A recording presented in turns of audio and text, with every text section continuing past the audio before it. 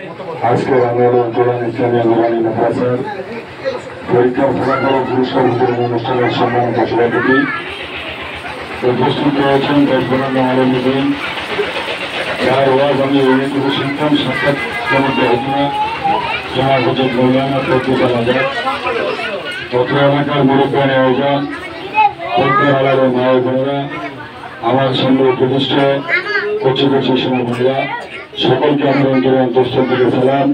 আসসালামু আলাইকুম ওয়া রাহমাতুল্লাহি ওয়া বারাকাতুহু। আমি সর্বপ্রথম স্মরণ করছি আমার উস্তাদ, যার সন্তানদের এই প্রতিষ্ঠান জনাব হযরত মাওলানা মুফতি আনোয়ারুল ইসলাম রহমাতুল্লাহ আলাইহি। আমি স্মরণ করছি যারা এই প্রতিষ্ঠানটি দিয়ে আমাকে আজকে অনুষ্ঠানে দাওয়াত করে ধন্য করেছেন। আমি অন্তর থেকে তাদেরকে ধন্যবাদ জানাচ্ছি।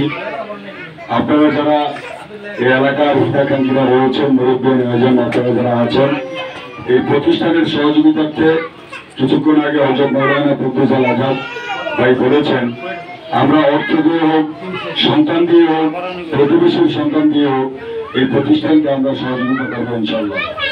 কারণ এটি একটি ধর্মীয় প্রতিষ্ঠান। এই প্রতিষ্ঠানে দিলে আমরা দুনিয়া ও আখিরাতের জন্য অনেকভাবে অনেক উপকৃত হব। সেই সুবাদে হলেও আমরা এই প্রতিষ্ঠানে সন্তান দিয়ে হোক, ছাত্রছাত্রী দিয়ে হোক, অর্থ দিয়ে হোক, ইনশাল্লাহ আমরা এই প্রতিষ্ঠানের পাশে থাকবো। সুতরাং রাজি আছেন তো ইনশাল্লাহ? বিশেষ করে যেহেতু আমার ওস্তাদের